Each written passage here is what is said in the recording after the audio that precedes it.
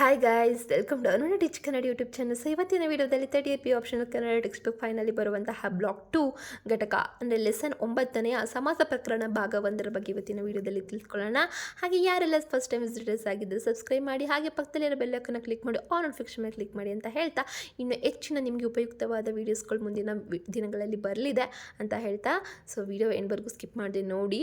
ಹಾಗೆಯೇ ಪ್ರತಿಯೊಂದು ಪುಟವನ್ನು ಎಕ್ಸ್ಪ್ಲೇನ್ ಮಾಡಬೇಕಾದ್ರೆ ನಿಮಗೆ ನೋಟ್ಸ್ ಅಗತ್ಯವಿದ್ದಲ್ಲಿ, ನಿಮಗೆ ಎಕ್ಸಾಮ್ಗೆ ಹೆಲ್ಪ್ ಆಗುತ್ತೆ ಅನ್ನೋ ಉದ್ದೇಶ ನಿಮಗಿದ್ರೆ, ಸೊ ನೀವು ಸ್ಕ್ರೀನ್ಶಾಟ್ ತೊಗೊಂಡು ನಿಮಗೆ ಹೆಲ್ಪ್ ಮಾಡ್ಕೊಳ್ಳಿ ಅಂತ ಹೇಳ್ತಾ, so let's start the lesson.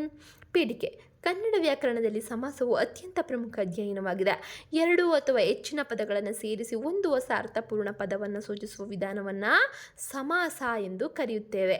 ಸಮಾಸ ಎಂಬ ಪದವು ಸಂಸ್ಕೃತದ ಸಂ ಪ್ಲಸ್ ಹ ಅಸ ಎಂಬ ಧಾತುವಿನಿಂದ ಬಂದಿದೆ. ಇದರ ಅರ್ಥ ಸಂಕ್ಷೇಪ ಅಥವಾ ಒಟ್ಟುಗೂಡಿಸುವುದು. ಸಮಾಸದಿಂದ ಭಾಷೆ ಸಂಸ್ಕೃತ ಸುಂದರ ಹಾಗೂ ಅರ್ಥಪೂರ್ಣವಾಗುತ್ತದೆ. ಸಾಹಿತ್ಯದಲ್ಲಿ ಸಮಾಸಗಳ ಬಳಕೆಯಿಂದ ವಾಕ್ಯಗಳು ಗಂಭೀರತೆ ಮತ್ತು ಸೊಗಸನ್ನು ಪಡೆಯುತ್ತವೆ. ಉದಾಹರಣೆಗೆ,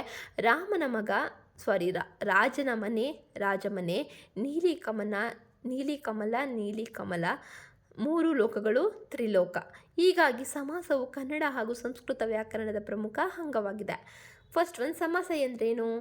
ಎರಡು ಅಥವಾ ಹೆಚ್ಚು ಪದಗಳ ನಡುವೆ ಇರುವ ವಿಭಕ್ತಿ, ಅವ್ಯವ ಅಥವಾ ಇತರ ಸಂಬಂಧ ಸೂಚಕ ಪದಗಳನ್ನು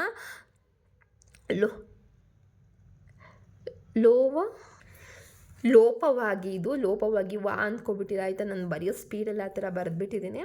ಸೊ ಲೋಪವಾಗಿ ಒಂದೇ ಪದವಾಗಿ ರೂಪುಗೊಳ್ಳುವುದನ್ನು ಸಮಾಸ ಎಂದು ಕರೆಯುತ್ತೇವೆ. ವ್ಯಾಖ್ಯಾನ ನೋಡೋಣ. ಎರಡು ಅಥವಾ ಹೆಚ್ಚಿನ ಪದಗಳು ಸೇರಿ ಹೊಸ ಅರ್ಥವನ್ನು ಕೊಡುವ ಒಂದೇ ಪದವಾಗಿ ರೂಪುಗೊಳ್ಳುವುದನ್ನು ಸಮಾಸ ಅಂತ ಕರಿತೇವೆ. ಉದಾಹರಣೆಗೆ, ದೇವರ ಆಲಯ ದೇವಾಲಯ, ಗಂಗೆಯ ನೀರು ಗಂಗಾಜಲ, ರಾಜನ ಪುತ್ರ ರಾಜಪುತ್ರ. ಸೆಕೆಂಡ್ ಒನ್, ಸಮಾಸದ ವಿಧಗಳು. ಕನ್ನಡ ವ್ಯಾಕರಣದಲ್ಲಿ ಸಮಾಸವನ್ನು ಮುಖ್ಯವಾಗಿ ಈ ಕೆಳಗಿನ 6 ವಿಧಗಳಾಗಿ ವಿಂಗಡಿಸಲಾಗಿದೆ. ಫಸ್ಟ್ ಒನ್ ತತ್ಪುರುಷ ಸಮಾಸ, ಸೆಕೆಂಡ್ ಒನ್ ಕರ್ಮಧಾರಯ ಸಮಾಸ, ಥರ್ಡ್ ಒನ್ ದ್ವಿಗು ಸಮಾಸ, ಹಾಗೆ ಫೋರ್ತ್ ಒನ್ ಬಹುರ್ವಿಹಿ ಸಮಾಸ, ಫಿಫ್ತ್ ಒನ್ ದ್ವಂದ್ವ ಸಮಾಸ, ಹಾಗೆ ಸಿಕ್ಸ್ತ್ ಒನ್ ಅವ್ಯವಿ ಭಾವ ಅಂಶಿ ಸಮಾಸ. ಸೊ ಇದರ ಬಗ್ಗೆ ಒಂದೊಂದರ ಬಗ್ಗೆ ನಾವು ತಿಳ್ಕೊಂಡು ಹೋಗೋಣ. ಫಸ್ಟ್ ಒನ್ ತತ್ಪುರುಷ ಸಮಾಸ.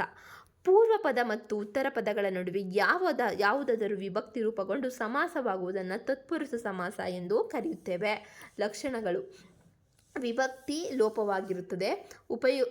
ಉತ್ತರ ಪದಕ್ಕೆ ಹೆಚ್ಚು ಪ್ರಾಮುಖ್ಯತೆ ಇರುತ್ತದೆ. ಉದಾಹರಣೆಗೆ, ಮಲ್ಲಿಗೆಯ ಪ್ಲಸ್ ನೆನೆ ಮಲ್ಲಿಗೆ ನೆನೆ, ಮಾಣಿಕದ ಪ್ಲಸ್ ಕೆಂಪು ಮಾಣಿಕ ಕೆಂಪು, ಆಲರ ಪ್ಲಸ್ ಪಕ್ಕಿ ಅಲರ್ವಕ್ಕಿ, ಕನ್ನಡದ ಪ್ಲಸ್ ಪಕ್ಕಿ ಕನ್ನಡವಕ್ಕಿ, ಕಡೆಯ ಸೆರಗು ಕಡೆಸೆ ಸೇಗು, ಉಡೆಯ ನುಲ್ ಹಾಗೆ ಉಡೆನೊಳ್. ಪ್ರಾಮುಖ್ಯತೆ: ಕನ್ನಡ ಸಾಹಿತ್ಯದಲ್ಲಿ ತತ್ಪುರುಷ ಸಮಾಸದ ಬಳಕೆ ಅತ್ಯಧಿಕವಾಗಿದೆ. ಸೆಕೆಂಡ್ ಒನ್ ಕರ್ಮಧಾರಯ ಸಮಾಸ. ಪೂರ್ವ ಪದದ ಮತ್ತು ಉತ್ತರ ಪದ ಪ್ರಥಮ ವಿಭಕ್ತಿಯಲ್ಲಿದ್ದರೆ ಅದು ಕರ್ಮಧಾರಯ ಸಮಾಸ ಎನ್ನುತ್ತೇವೆ.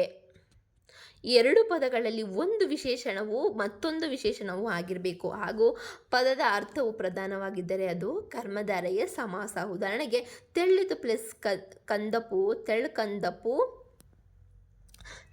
ತೆಳ್ದಂಪು, ಒಳ್ಳಿತು ಪ್ಲಸ್ ಕನ್ನಡ ಒಳ್ಕನ್ನಡ ಒಳಗನ್ನಡ, ಹಾಗೆ ಮೆಲ್ಲಿತು ಪ್ಲಸ್ ನುಡಿ ಮೆಲ್ನುಡಿ ಮೇಲ್ನುಡಿ, ನೀಲಿಕಮಲ.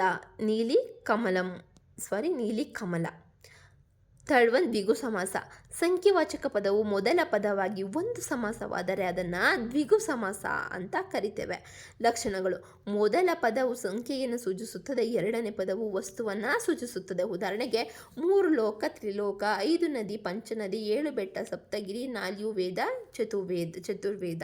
ಆಯಿತಾ? ನೆಕ್ಸ್ಟ್ ಫೋರ್ತ್ ಒನ್ ಬಹುರ್ವಿಹಿ ಸಮಾಸ.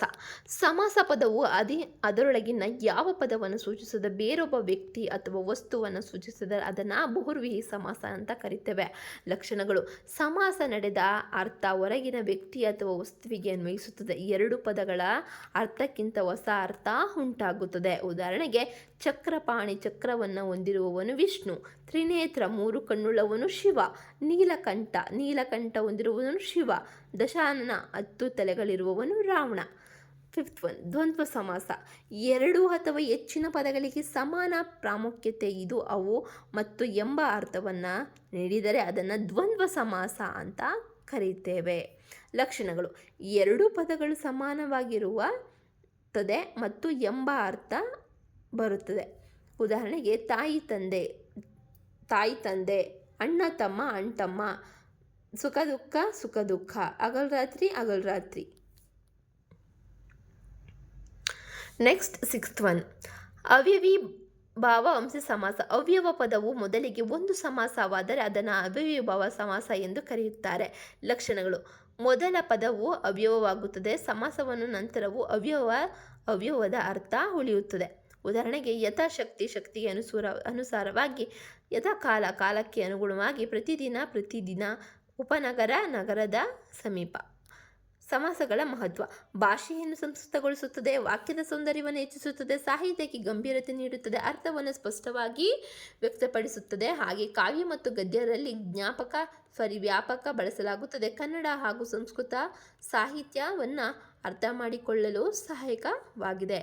ಉಪಸಂಹಾರ: ಸಮಾಸವು ಕನ್ನಡ ಪ್ರಕರಣದ ಅತ್ಯಂತ ಪ್ರಮುಖ ಅಧ್ಯಯನವಾಗಿದೆ. ಎರಡು ಅಥವಾ ಹೆಚ್ಚಿನ ಪದಗಳನ್ನು ಸೇರಿಸಿ ಹೊಸ ಅರ್ಥಪೂರ್ಣ ಪದಗಳನ್ನು ರಚಿಸುವ ವಿಧಾನವೇ ಸಮಾಸ. ತತ್ಪುರುಷ ರೂಪ, ಕರ್ಮಧಾರಯ, ದ್ವಿಗು, ಬಹುವ್ರೀಹಿ, ದ್ವಂದ್ವ ಹಾಗೂ ಅವ್ಯಯೀಭಾವ ಸಮಾಸಗಳು ಕನ್ನಡದಲ್ಲಿ ಹೆಚ್ಚು ಬಳಕೆಯಲ್ಲಿವೆ. ಸಮಾಸಗಳ ಜ್ಞಾನದಿಂದ ಭಾಷೆಯನ್ನು ಶುದ್ಧವಾಗಿ, ಸಂಸ್ಕೃತವಾಗಿ ಮತ್ತು ಸುಂದರವಾಗಿ ಬಳಸಬಹುದು. ಸೊ ಇದಾಗಿತ್ತು ಇವತ್ತಿನ ಲೆಸನ್. ಸೊ ನಿಮ್ಗೆ ಇಷ್ಟ ಆಗಿದೆ ಅಂತ ಭಾವಿಸ್ತಾ, ಹಾಗೆ ನಿಮ್ಗೆ ಅರ್ಥ ಆಗಿದೆ ಅಂತಲೂ ಭಾವಿಸ್ತಾ, ಹಾಗೆ ಕೊನೆವರೆಗೂ ವಿಡಿಯೋ ಎಂಡ್ವರೆಗೂ ಸ್ಕಿಪ್ ಮಾಡಿ ನೋಡಿದ್ದಕ್ಕೆ ಥ್ಯಾಂಕ್ ಯು ಅಂತ ಹೇಳ್ತಾ, ಸೊ ನಿಮ್ಗೆ ಇಷ್ಟ ಆದಲ್ಲಿ ಹಾಗೆ ಲೈಕ್ ಮಾಡಿ, ನಿಮ್ಮ ಅನಿಸಿಕೆಗಳನ್ನ ಕಮೆಂಟ್ ಮೂಲಕ ತಿಳಿಸಿ. ಹಾಗೆ ಹೆಚ್ಚಿನ ವೀಡಿಯೋಸ್ಗಾಗಿ ಸಬ್ಸ್ಕ್ರೈಬ್ ಮಾಡಿ, ಹಾಗೆ ಪಕ್ಕದಲ್ಲಿರೋ ಬೆಲ್ ಐಕಾನ್ನ ಕ್ಲಿಕ್ ಮಾಡಿ, ಆಲ್ ನೋಟಿಫಿಕೇಶನ್ ಕ್ಲಿಕ್ ಮಾಡಿ ಅಂತ ಹೇಳ್ತಾ, so see you in next video. Bye, take care.